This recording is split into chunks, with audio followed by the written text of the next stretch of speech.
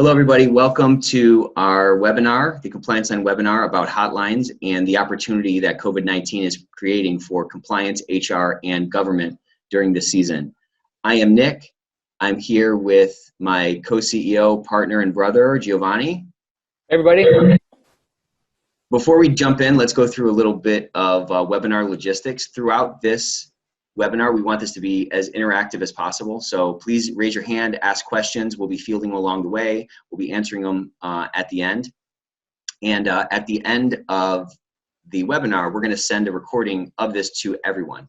You'll also receive a certification and a bonus free training that we will share. Someone from our team will reach out to you. So we're excited to dive into this information, start really picking apart what this COVID is creating, what opportunity this is creating for those of us in our industry. Before we get into this, though, we'd like to introduce ourselves. Like I said, I'm Nick. I'm joined by my brother, Giovanni. We are co-CEOs and chief servants of our organization, Compliance Line. And, you know, as an organization gets bigger, it gets harder and harder to keep your finger on the pulse of the risk of the organization and make sure things are going according to plan and your culture is being reinforced. So we provide tools that help HR, compliance, and ethics professionals do exactly that. These tools are meant to help reinforce culture, like I said, increase the bottom line, and really empower the people to pursue the mission of the organizations that we serve. So that spans a range of different things, from ethics tools like compliance training. It includes intake solutions like hotlines and web forms, and specialized background screening tools. So Giovanni and I are first-generation Americans, and we are passionate about entrepreneurship. We're passionate about service, and we just love the industry that we're in and the opportunity that we get every day to help our clients push their missions forward and push their purposes forward.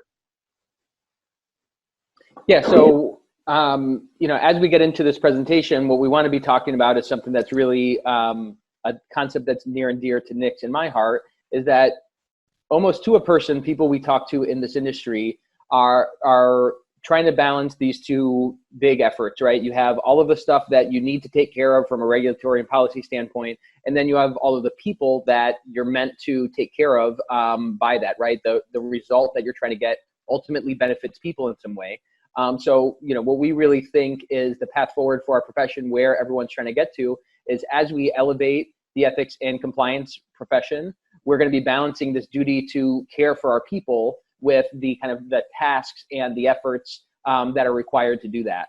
And, you know, especially during this time, during the COVID-19 pandemic and all of the shakeups that have been happening across pretty much every workplace, this is a chance for us as compliance and ethics professionals to really shine, to really show our value, and to really help lead the conversation and lead the direction of our organization in a way that balances all the things we're balancing all the time around interactions and tasks and information, ultimately get to a place where we're caring for our people in a way that does not just kind of look at the bits and bytes of information or just the tasks that are on our plate, but really figure out, okay, how can we use the things that we're doing to be prepared for pandemic 2, to be ready when, you know, something other than work from home comes up as a challenge to our business. And I think that as we see people step up across the HR and compliance professions, a lot of companies are realizing really what a fabulous asset and member of the team the HR and compliance function is,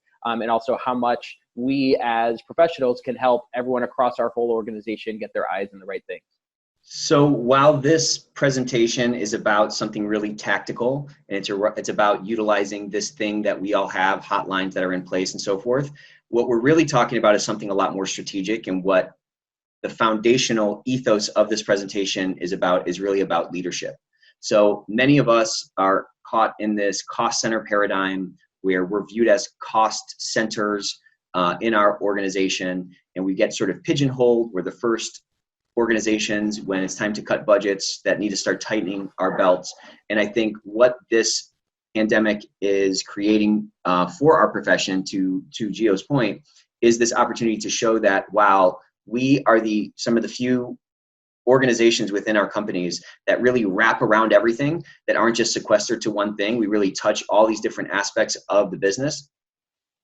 we then are very well positioned to show our strategic value. So we're going to start kind of diving into some of those things. But what are we responding to here? What are our people that we are entrusted with? What are the people that it's our duty to care for in our organizations dealing with? They're dealing with two different things, right? And what we're talking about is insecurity.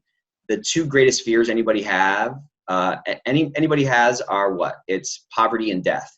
And I think this pandemic is showing that, it's bringing that to bear for all of us, and it's spanning organizational lines and it's spanning different geographies and so forth. So when we can begin to respond to this, when everybody is in reaction mode, and we can start thinking, helping leadership, helping the C-suite, helping the board, so to speak, see around those curves, the value that I think everyone who's in our profession sees for us is going to start to turn some of those light bulbs on. So that's really what we're talking about. So let's jump into today's webinar. So we're going to be talking about hotlines, and they are the key to what people need right now. They are going to help us measure concerns and take a path forward, and they're going to be serving as a communication channel. We're then going to so we're going to kind of flesh those things out and talk about how we can utilize the assets that we already have in place. Very few people on this call probably don't have a hotline right now. So we're going to give you some tips and some actionable techniques to, again, elevate and be more strategic with the things that you have on your plate to elevate our profession and make the world a better workplace. That's what everything you'll see from Compliance Line is really geared toward. So we're going to flesh some of those things out. Then we're going to dive into some creative use cases, some examples from our clients who over the last month or two have done what we're talking about, how they've used hotlines to solve some problems in unique ways to, again, show that care to their people. And then finally, we're going to reveal some good benchmark data. Janelle and Chris are going to jump in on that and talk about how we've seen trends in our intake change as a result of COVID. And then we're again going to show some projections forward of like, where do we go from here, and how are we going to come out of this thing different after things normalize. Yeah, so let's jump in and start talking about it. Part of what we think the path to excellence here, as we start talking about hotlines, is to understand that this is just a tool in your overall pursuit of the mission of your specific team or your organization as a whole. So just like if we're talking about decorating your apartment or your house, we might spend a bunch of time talking about how you use pictures and photos on the wall to generate a space that's welcoming and expresses you well. We could just talk a bunch about pictures, but you got to keep in mind that you're playing this bigger game of you're trying to take care of the whole room. Well, we're going to be talking about hotlines today, but hotlines are just one of the things that you can do to take care of your whole organization, to make your whole team a strategic driver. And as we talk about hotlines specifically, we want to start by understanding it in the context of this broader game that we're playing to serve our people, to move our organization forward. And a big thing that hotlines are going to help you to do is these can be your key. They start as your key to understanding, and then can grow to a lot more. Like Nick said, a bunch of you probably already have them in place. This is about how can you use them better. And the great thing is that most, if not all, the things we talk about today, you can do without needing any additional budget. It's just using the things that you have in place, using the time that you're spending on these a little bit better, and working smarter instead of harder. So, this is going to be a key to your understanding. It starts as an intake method, but this is going to grow into a bunch of other things. And ultimately, this hotline should be your way to understand what's going on in your organization, and ultimately a way to connect with your people so you can serve them better. You want to jump in, Nick? Yeah, and I think, I love the way you put this here, that this is our key to understanding. And, it makes me think about when, like, if someone's been wronged, right? Somebody in they've been wronged, or they're going through something, for you to really understand how they're feeling, you need to have some kind of a conversation with them, right? So conversation is them talking, you repeating back, hey, do I get this or whatever? And that's your sort of path toward empathy. So as we're talking about what is most needed from leaders in this space right now, as we're talking about the void that all of this upheaval and chaos is creating in actual leadership versus sort of, leadership on business cards, a perspective within organizations, not only does it create this opportunity for all of us to step up with ideas, to step up and fill those voids on a day-to-day basis, But what it's also showing is that there's an opportunity for us to hit on two different pistons, so to speak, or two different angles. And those two different angles are on empathy and communication. We're all wired a little bit differently. So some of us, and I think organizations are kind of pictures of the people that make them up. So some organizations are going to be sort of naturally more empathetic, perhaps because of the industry that they serve. Some are going to be better at communication. But right now, the key for any leader and any organizational leadership at large is going to be to provide both of those things. And a hotline is going to let us do that by creating that conversation that I'm talking about. So we're going to be able to hear what our first clients are really our employees, the people on our teams. We can hear what they're worried about. We can hear what they're seeing on a day-to-day basis. That's that intake piece. And then that can help inform us so that that conversation can be had as we communicate back out. Any shortfall on either one of those sides, the empathy piece or the communication piece, are going to start to leave a void and leave those blank spots in the minds of our employees and of our team members that if they're humans, are inevitably going to be filled in with negativity. So it's our kind of obligation, because as I said, before, we're the only folks who touch the entire organization, who are tasked with caring for everybody, for sort of preserving that culture and putting that scaffolding around the culture. This is our duty to kind of fill these spots right now. And this is our tool to help us become more strategic. And like Gio said, 99 out of 100 people on this webinar already have these things in place. We can just make a couple of little quick tweaks to it to really elevate it. Yeah, so how do we do that? Let's stay on that for just a second more, Nick. How do we do that if you have a way to impact this without spending more budget on it? What should you be looking for? So there's some things in the way that you conduct your hotline process, and then some things that you can do as a follow-up that we'll get to next. But the way that you conduct your process is get ready for this to be a conversation. So the first step is maybe getting someone to call or getting them to engage. There are a bunch of things you can do around that. But once they do call, do they trust the process? Do they feel secure in it? Are they treated in a way that makes them feel human and makes them feel the authentic sense that you as a leader have of, hey, I actually want to know about that problem. I want to solve that problem. Right. And you may have heard from a bunch of people at other jobs that you've been at, or maybe even people here at our company that, oh, no one's really listening. Well, I run the compliance program. I manage the hotline. I manage this conversation with our employee base, and I care. And how is that communicated? Is it through a robotic message and someone waits 15 minutes to talk to somebody? Or Are they getting actual empathetic human interaction that gives consideration to how distraught they are, how big the issue is, and things like that? So think about how this, you're already taking a call, you already have a hotline set up. How can you make that more of a conversation? And that's how the call's handled. Then how do you follow up with that person? And then on a more macro level, what are you doing with that? Are you finding hot zones within the issues that come up? Are you responding with empathy after you find something out? And there are a bunch of ways that you can kind of continue that conversation to the person reporting and also to your broader employee base based on what you learned from this hotline. So let's talk about how we can measure those concerns and how we can kind of craft a path here. So determining this path forward is, one of those aspects of this communication that we're trying to build. So based on that intake that's coming in, based on those concerns that folks are raising, if this is done right, and this is not, to Gio's point, some kind of a cold, bottomless comment box that we'll get to them when we see them. When folks recognize that these questions are in the minds of the teams that they are responsible for caring for, you can then open that up and really kind of apply that empathy to start grabbing the issues that are coming in, starting to find some trends and recognizing like, okay, we need to do something here. Like we were saying earlier, everybody is in this full reaction mode. Everyone is trying to, everyone's compliance plan for the year already went up in smoke. And now we're all trying to see what are we going to get done over the next, we're planning in weeks instead of months or quarters like we were, 3 or 4 months ago. So with respect to that, it's important that we recognize, first of all, that our biggest strategic asset is not the plan that we had, it's our ability to plan.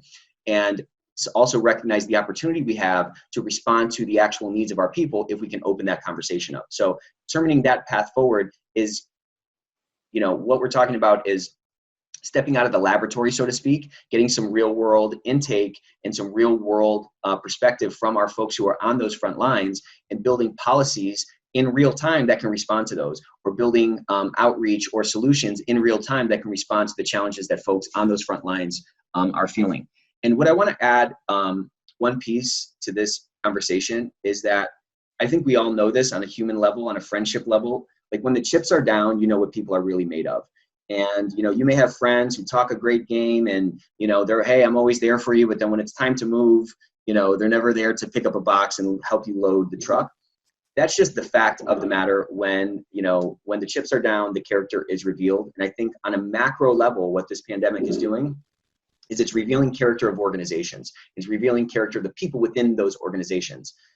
We spend a lot of time talking about values and mission and culture and things like that. Well, this is now the test of those things. Is that just a page on the website that has some really nice, you know, some, you know, high quality images from Getty Images? Or is that something that actually is pulled up off of that website and pulled up off of that wall and lived out on a day-to-day basis? And I'm just saying, a great shortcut and a great way to prove it is by actually responding to the things that folks need. If folks aren't feeling safe or they need something, let's go ahead and use this intake route that's already in place to help inform what our path forward is. Yeah, so this, you know, this is our chance as compliance and ethics professionals to really show kind of what we're made of and to show, yeah, we had a plan, but we have an ability to plan. So, you know, the executive team, everyone's looking for kind of what's our path out of this and how do we kind of stay alive. The employees are all trying to figure out, okay, what are we supposed to do now? Where are, you know, how do these policies apply?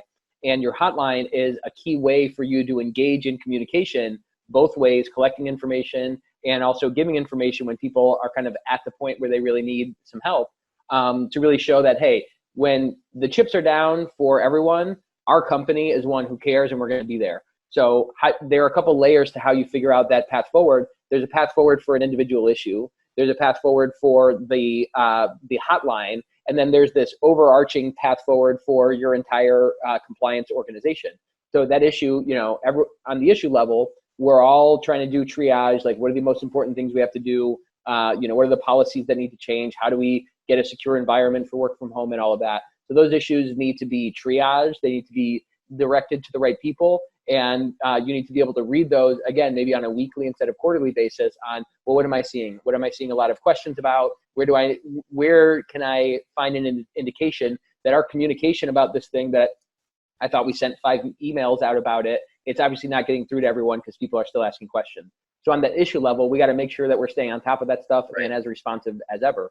On the hotline piece, you want to make sure that your path forward to be more successful here is to make sure that you have the resources in place, that you have the answers on a kind of reasonably quick basis, and that people are still, or maybe more than usual, feel like, hey, you know what? My company is there for me. You're going to see how Peterson Farms and one of our use cases really express that in an innovative way through using their hotline.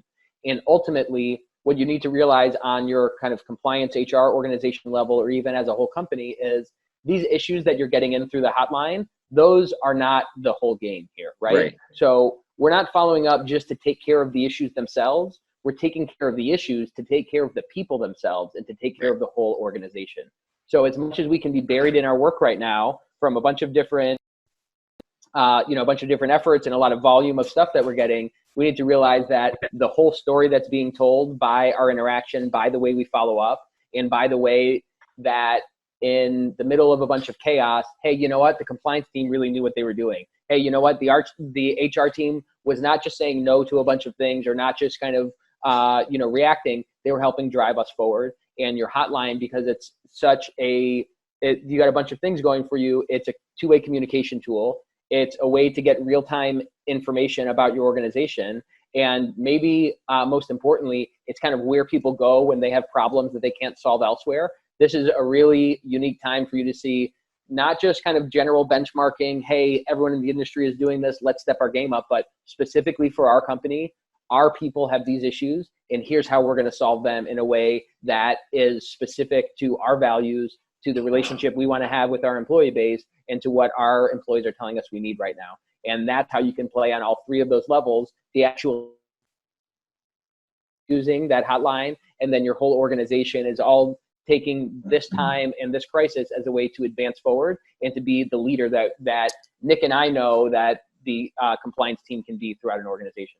Yeah, so I mean, I guess I'll just say it. I think we in our organizations, in the ethics and compliance or in the HR department, who are in these sort of pigeonholed things, in these pigeonholed or sort of are subject to this pigeonhole mentality, I feel like we get it at a deeper level, because by our nature, we're sort of one step removed from the simple machine that is, hey, I'm putting some dollars in and I'm going to get, $1.50 out, which is how, unfortunately, a lot of people up at that C-suite or up at that board level are really wired. They're wired to have these really simple understandings of the relationship between, inputs and outputs, and dollars invested and dollars out for, more bottom line, more stock options, more of that sort of monetary goodness. And I understand that that's an important piece of the puzzle. Obviously, my brother and I run a business ourselves, but I think we inherently in the HR or in compliance understand that economic goodness is really a byproduct of all of this complexity that's within this system of an organization. So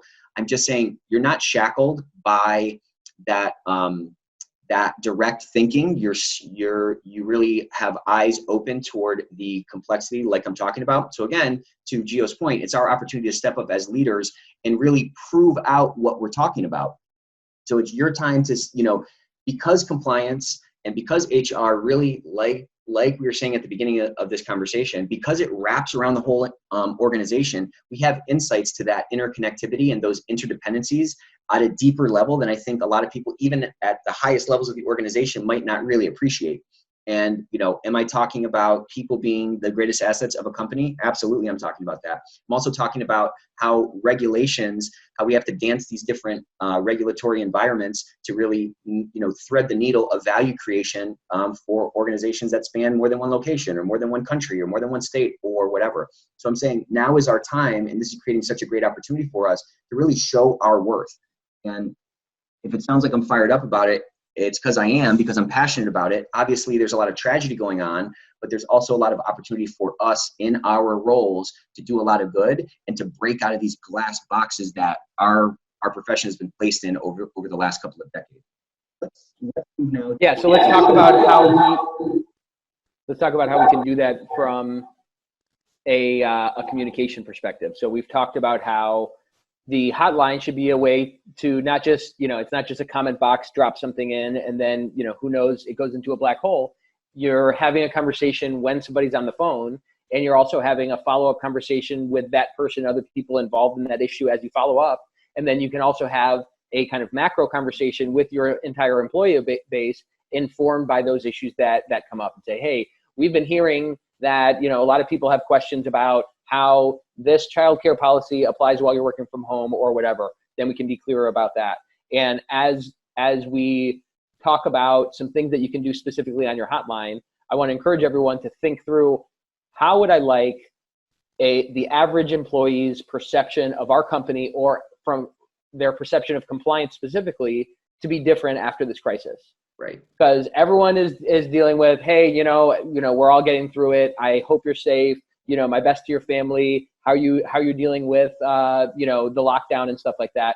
Everyone's going through that. What's going to be distinct because someone worked for your team? What's going to be distinct because you are the leader on the compliance team who said, you know what, we're going to make sure this gets done right? And do they feel like, wow, I'm here. I have some friends who worked at other companies, and there was nobody giving any answers, but whoever was running my team, they really spoke up. Or I know someone on our team asked something about this on the hotline, and 2 weeks later they rolled out a solution for it, and now everyone's better because we got involved in that conversation.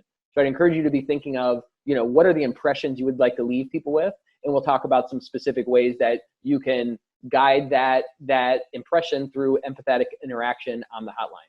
So yeah, and this is a way to kind of scale this conversation that we've been talking about, right? We've been talking, when this thing kicked off, and a lot of folks even still right now are getting totally inundated with a ton of questions from their team about furloughs, about policies, about PPE, about all these different things, and you're getting inundated with all of this, with all these questions. It's on you to get those things answered. And then you also have all this other stuff on your day job, which is ramped up due to the pandemic and the chaos that's being caused by it.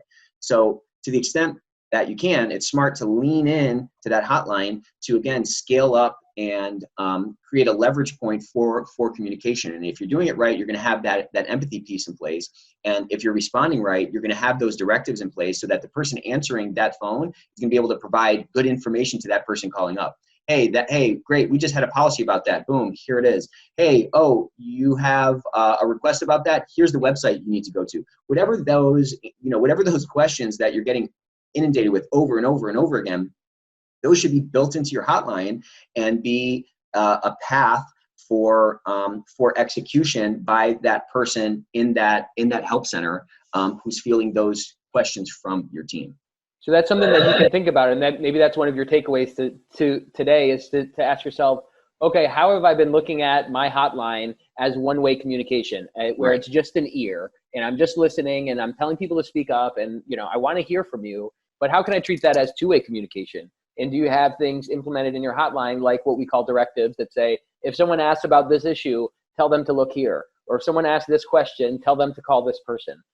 Because an actual service-oriented hotline should allow you a reasonable amount of that kind of configuration so that when someone's taking a call on your behalf, then they can help solve problems in the middle of it.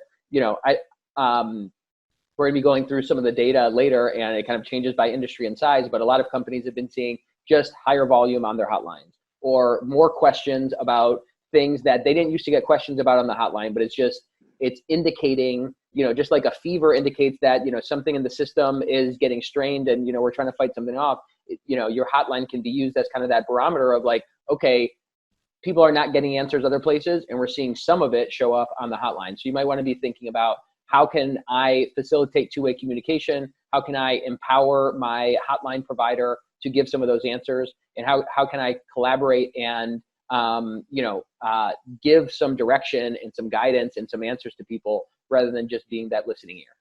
So this is an anecdote that I'm kind of jumping off script a little bit here, but we had someone who was getting a lot of calls about hand washing and people not being sanitary. So with that helped inform them that, hey, we need to just do a quick little video, a quick little training about how to properly wash your hands and how to properly, maintain sanitary practices in our day-to-day work.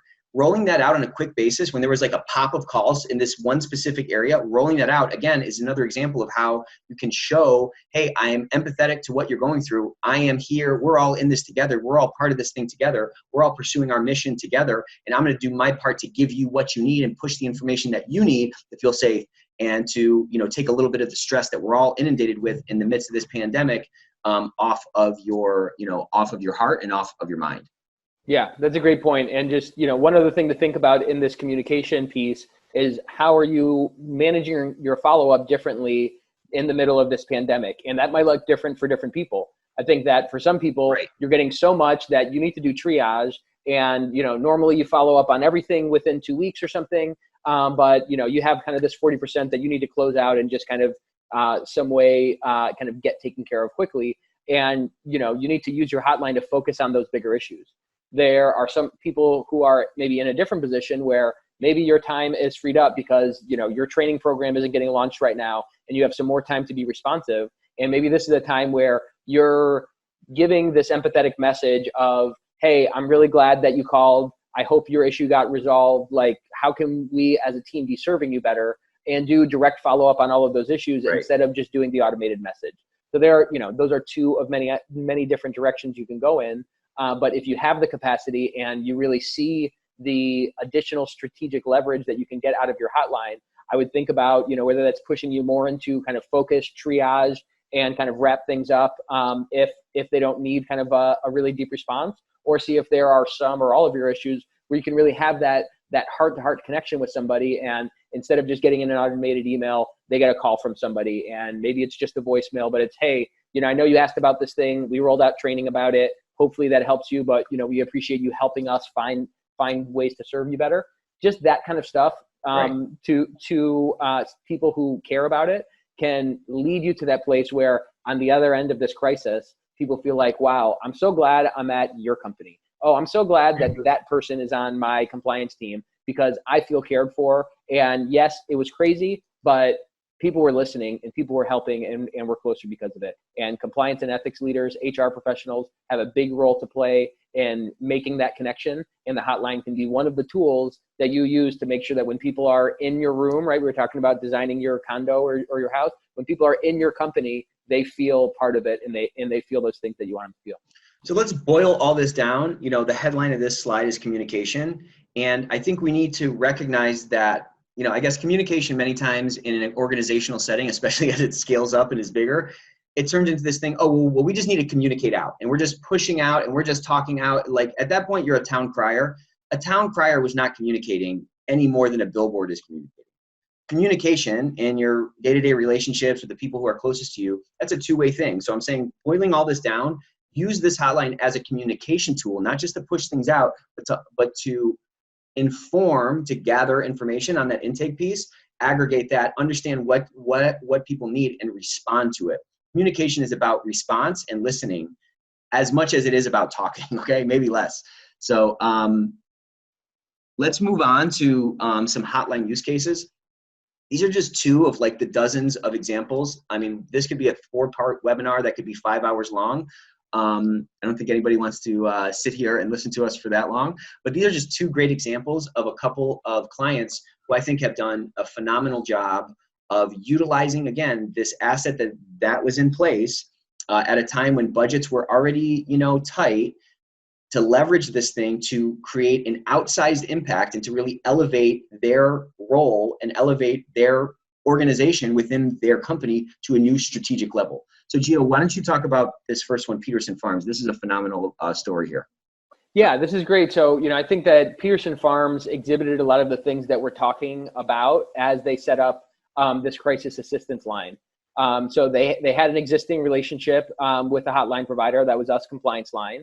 And for Peterson Farms, they're an essential business. They're providing food preparation and a critical part of that supply chain and value chain. So working from home was not an option for them. So what they realized that they could do is they could open up and use the hotline format as a way to provide employee assistance, to hear about people's problems and help starting to provide resources and solutions for things like childcare, for food, for supplies, right, for people that had to be working during this time at their normal place of work, but it was not going to be how it normally was. So let's move to the next slide and talk a little bit about how they did that. So Peterson Farms set up a dedicated phone number, a dedicated line where they could push this out to their employees and say, hey, if you're having these types of issues, then call this line. We all deal with the challenge of, oh, we got a bunch of calls on the compliance hotline that aren't compliance related or whatever. Right. This is one way to kind of focus that and make sure that you're having that conversation in that forum. They set up a pre-recorded message in multiple languages. So they have people who speak a bunch of different languages throughout all their locations. So there was a message that was empathetic and kind of explaining, hey, here's what this process is going to be like, describing the purpose of the line.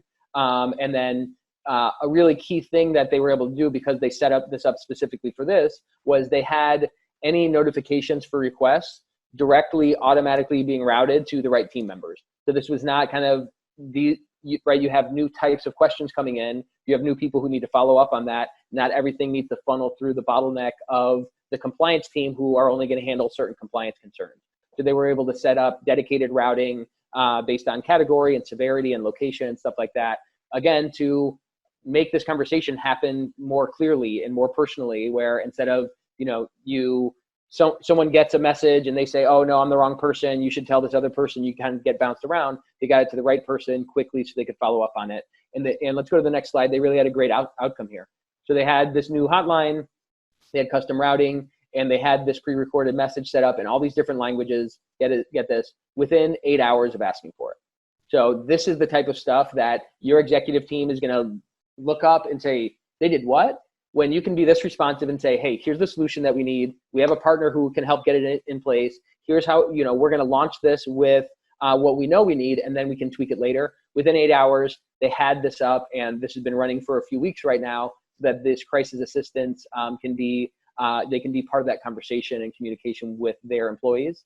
And it helped them to get communication going quickly so that they could begin providing that urgent assistance right away. Again, this was not a 5-month spin up of this big strategic initiative. This was, our team needs something. We have a vendor who can help us with it. We already know how to run a hotline. Let's focus it on this issue for, the month or however long it's going to be. And I really admire the way that their compliance team was responsive. They were innovative, and they used the experience that they had to really make sure that their people were taken care of in an innovative and responsive way. I love the story. I love the heart of that team, and I love how they were able to show that heart in the midst of this crisis. I thought it was super powerful. So This is another cool one. This is American Senior Communities. So these guys operate tons of retirement communities. They have tens of thousands of people in the system, ranging, obviously, residents and employees and things like that. So they made the decision. Obviously, they serve a group of the population that is particularly vulnerable to this awful disease. And so they said, you know what, we're just going to test everybody. We're going to test everybody across our entire system. But they had this kind of dilemma, which was that they needed a quick way to report positive results. So like within 60 minutes of a confirmation at any time of the day they would take all these tests and they would be processed at a lab. And as these answers came up, they had to do something with them whenever one came as a positive confirmation. So they didn't have, on the lab side or on the client side, they didn't have the resources to be able to just to man the phone the entire time to like take these things. So we were talking with them about it. And we said, well, why don't you just give those to us? You can send those things to us and we can go through and just like notify the appropriate people at the appropriate location so that you guys can take action on that quickly and sort of stamp out that fire, so to speak, on an almost immediate basis. So we were able to spin that up again pretty quickly. And you can see from, Kate's response that we were able to help their team feel safe in the midst of this thing. I mean, these talk about being on the front lines of the front lines. Healthcare workers are out there. Those are our heroes who are out there fighting this thing. Those folks who are caring for the elderly in these retirement communities and so forth, they're surrounded by a lot of additional challenges that it's hard for some of us on the outside to really appreciate. So by this legal team stepping up and this compliance team stepping up, and not only saying, all right, we're just going to test everybody, but putting something in place that showed their people that, hey, we're taking this seriously. Your safety means a lot to us. We need you to feel safe to provide the level of care that our brand is built on and that our residents have come to expect. Boom, we were able to work with them to do that. So I think in each of these cases, what we're talking about is organizations who have had an opportunity or have taken the opportunity to lead with empathy, to lead with sort of some strategic thinking to solve real problems without breaking the bank and doing something crazy, right? They were able to use the assets that they had in place to show that, man, we're really thinking a couple of moves ahead here. We're playing chess, not checkers. And I think it's had a really big impact, not only on their teams, but it's had a big impact on their brand. And, I think over this next decade, we're going to have a massive separation of organizations. And like we were saying earlier, this is the great revealer of characters, the revealer of people's character and the revealer of organizations' character. And that line that many organizations have been able to enjoy, or that sort of veil that they've been able to enjoy for years between their sort of Madison Avenue external brand and the internal brand that the employees experience. I'm talking about, employer branding. That's really being dissolved through social and through the voice that everybody really has. And I'm just saying that the more we as ethics and compliance or HR or legal, the more opportunity we have to reinforce that employer brand, the more reinforcement that actually has strategically from a marketing standpoint on that external brand. Because it's really one brand. We're talking about one heart of an organization. We're talking about one purpose. And we're talking about different stakeholders who experience it in its at its core, not experienced in different ways. We're talking about employees experiencing something that's cohesive and in line with that which the brand tries to push out into the marketplace for the employees or for the clients to experience. So something we talk about a lot is that your first client is your employee. And you're never going to have a company, you're never going to have a brand that your clients love if it's not full of employees, full of teammates who love that brand and love that company. So our obligation is to our employees first and foremost, to equip them, to let them know what our heart is, to really, like I said, reinforce that employer branding that is the foundation for the external branding in today's age, which is we're in a new age of this whole thing. Yeah, so we've taken you through today some things that we think are going to allow you and all of us to elevate our profession by using the tools that we have better. We've talked about how hotlines are a key to understanding what your people need. We've talked about how you need to measure those concerns and react on 3 different levels in order to determine a path forward in this crisis: that issue level, that tool level at the hotline, and then for your whole compliance organization. And ultimately how your hotline should be used as a communication channel, not just an ear, not just a bottomless comment box, but as a way for you to make an impression on your employees, for you to listen and find out about issues directly, and also for you to inform other divisions or other efforts to solve problems that you're finding out on your hotline. And especially, the faster kind of turnaround time and the faster cycle of learning that we need during this crisis, your hotline can be a key aspect of that. From here, we're going to hand this over to Chris Martin and Janelle Case to talk about some of the benchmarking data that we have of how companies have been seeing their hotlines perform and get issues in different ways than they did before this pandemic. Thank you. All right, go get him, Chris and Janelle.